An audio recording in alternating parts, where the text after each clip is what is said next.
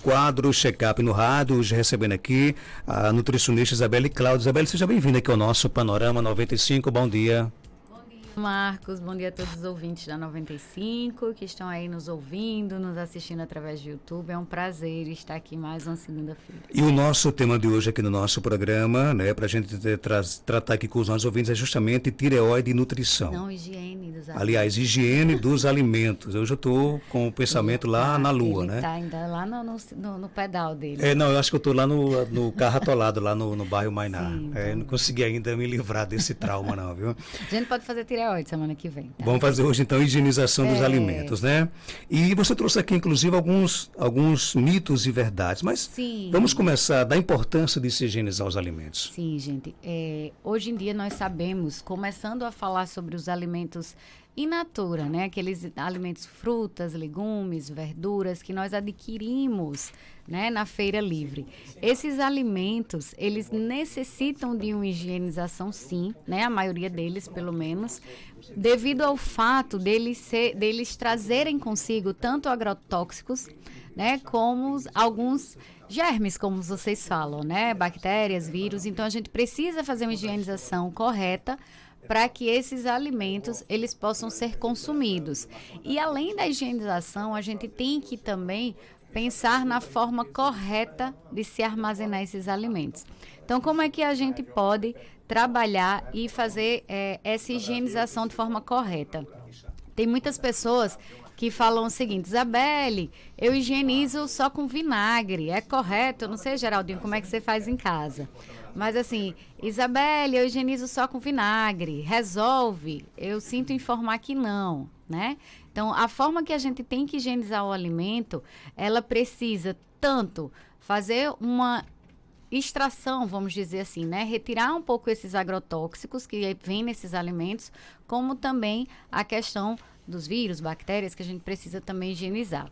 Lembrando, gente, que existem agrotóxicos que eles são colocados na terra. Esses agrotóxicos a gente não consegue extrair, porque ele vai estar na fruta, na própria fruta, né? No próprio alimento, na própria folha. E agora, aqueles que são pulverizados, né? Então, nessa superfície, a gente consegue sim extrair um pouco dessa quantidade até chegando perto dos 100%. Não chega aos 100%, mas chega perto. Então, como é que é a forma mais correta de higienizar esses alimentos? Só com vinagre? Só com detergente? Não. Ou com sabão, né? A gente precisa colocar uma solução de cloro, né? E isso pode ser uma água sanitária. Mas, gente, isso tem que ter uma proporção correta para que a gente possa fazer essa higienização, tá? Nada de colocar excessos. As pessoas pensam que colocando uma pequena quantidade, ela não vai surtir efeito. Vai sim. Então, inicialmente, você precisa lavar em água corrente com sabão, tá? Essas frutas, não, a banana não precisa, tá? A banana tem a casquinha, ela não vai precisar fazer isso, só passar um paninho para tirar a sujidade dela. Então, o que a gente precisa fazer? Higienizar com um pouco de sabão. Quem usa detergente, gente, é sempre interessante a gente fazer uma soluçãozinha com água e detergente, porque o detergente é muito concentrado, tá? Então, para cada litro de água, a gente pode colocar aí 7 colheres de detergente. Você vai usar um pouco detergente, ao contrário de você estar colocando lá, espalhando na esponja, né? E você pode colocar, assim, nesse caso, o vinagre. 1 a 2 colheres de vinagre. Isso é mais para frutas e verduras. Isso, para higienização, para a gente conseguir retirar aí essas sujidades. Mas essa solução também essa solução, Marcos, você pode usar também para lavar vasilhinhas de plástico, lavar sua louça, tá? Porque você está economizando o detergente e esse detergente não vai estar em grande quantidade. Tá certo? Você não vai estar acumulando aí quantidade de detergente sem conseguir retirar em água corrente o seu excesso, tá? Então, assim, você tanto pode colocar já o vinagre como não. Então, se você fizer primeiro a soluçãozinha, lava em água corrente com esse sabão, colocou, tirou o seu excesso, pode colocar depois de uma soluçãozinha de vinagre só para extrair o resto desse sabão que ficou, né? 1 colher de sopa para 1 litro de água, tá? Sempre você vai fazendo para 1 litro, mas você pode ir aumentando conforme cada litro que você for aumentando aí na quantidade da bacia. E por último, você faz uma solução aí de cloreto de sódio, que é pra gente fazer essa parte bactericida, né? Matar essas bactérias e esses vírus, que aí vai com água sanitária. 1 colher de sopa de água sanitária para 1 litro de água, e você pode deixar aí numa solução por 10 minutos. Isabelle, em relação ao cloreto, né? Muita gente usa o cloreto de sódio, pode sim, tanto como a água sanitária. Outra coisa, gente, é o bicarbonato de sódio muito falado. O bicarbonato de sódio a gente utiliza muito, Marcos, para a questão dos agrotóxicos, tá? Então, a gente pode também usar aí, tá usando essa soluçãozinha de 1 colher de sopa para 1 litro de água do bicarbonato de sódio para retirar os agrotóxicos, tá? E deixa aí de molho essa soluçãozinha.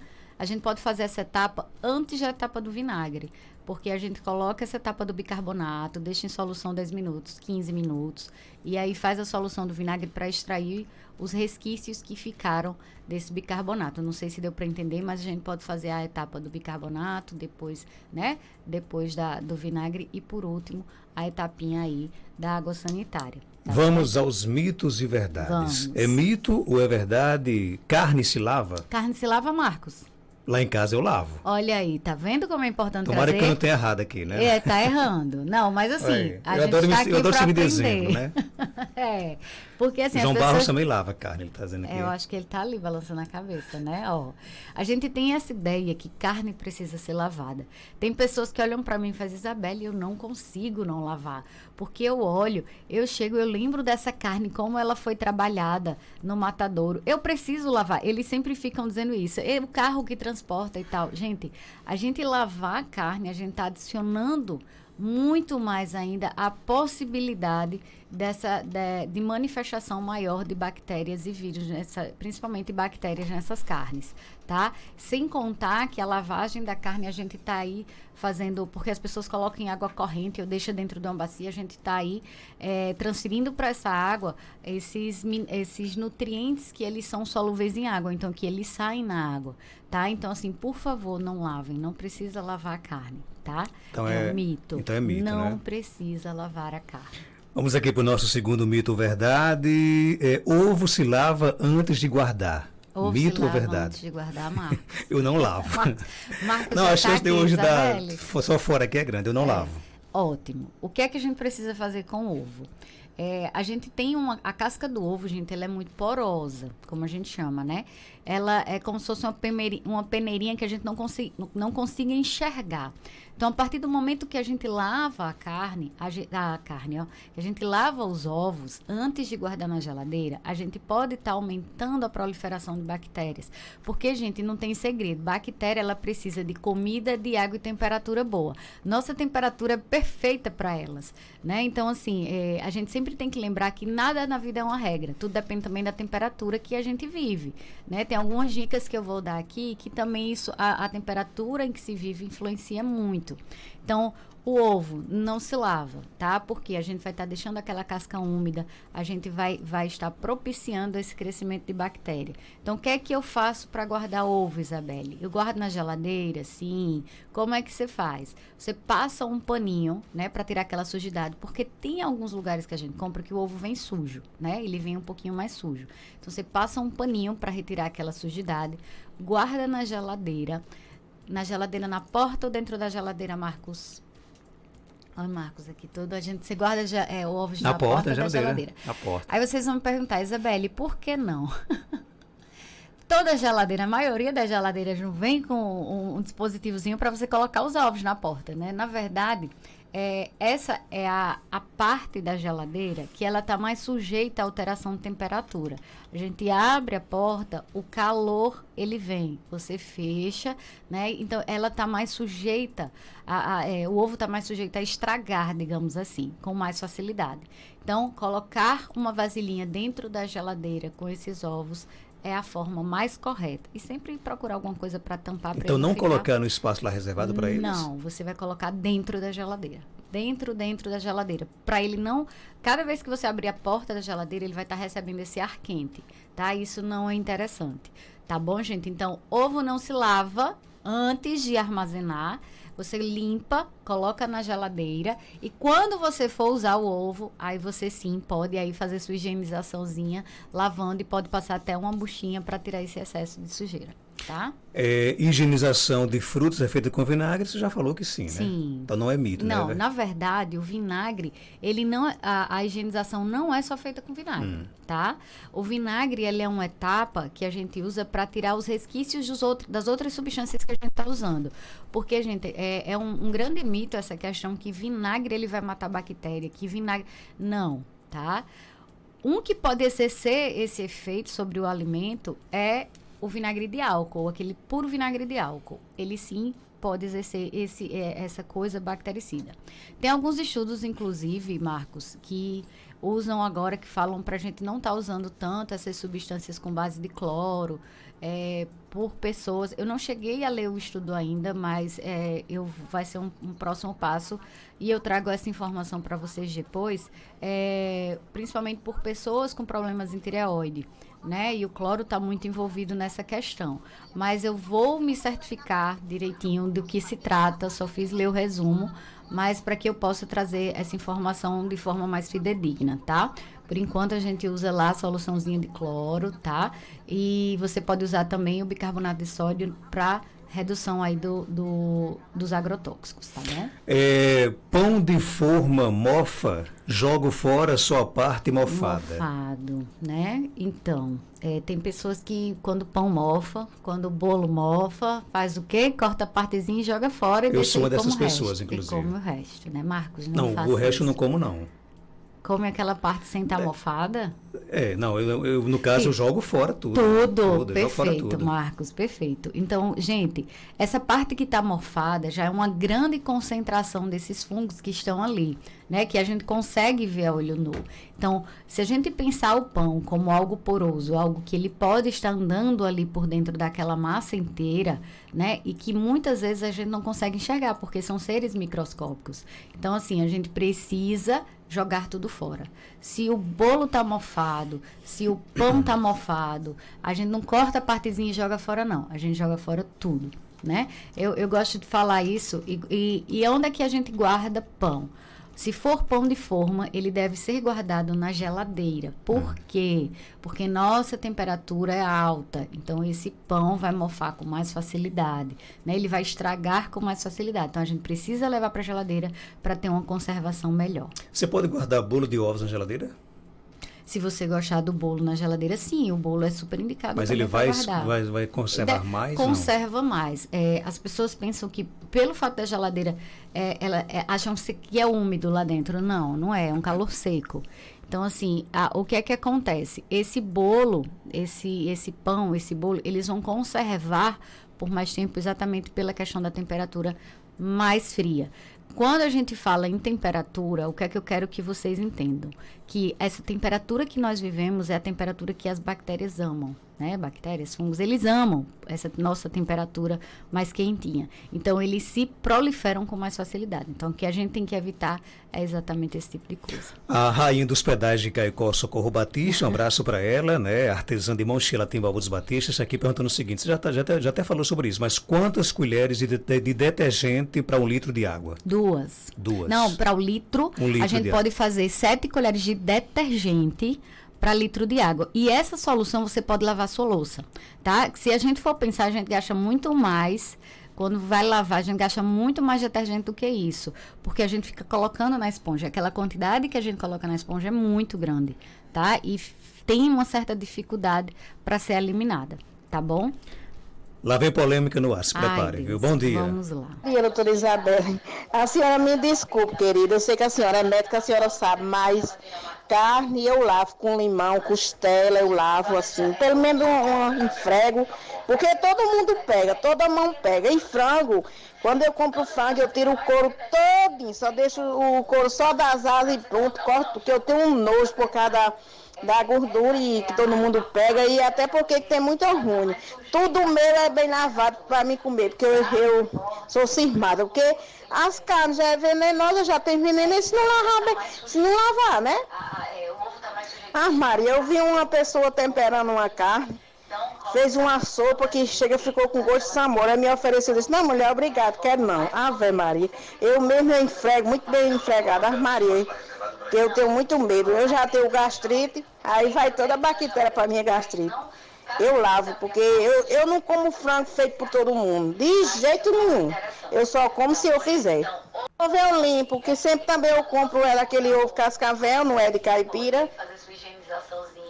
E aí, Isabelle? Não, é a opinião das pessoas, né? Exatamente. Tem pessoas que dizem, Isabelle, me desculpa, mas eu lavo.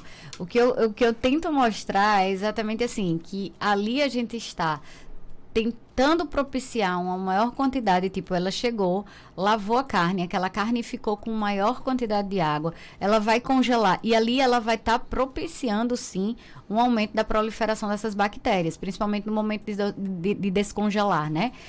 Descongelar por muito tempo fora da geladeira. Então, isso propicia um maior aumento. E sem contar também nas perdas de nutrientes na água. Então, assim, mas a gente respeita, né? Claro, sem problemas. Em relação ao ovo também, né? O ovo, eu acho até muito mais perigoso, né, a questão do ovo lavar e guardar na geladeira do que a própria carne, porque a carne você vai congelar e ali você vai ter um certo controle, mas os ovos não.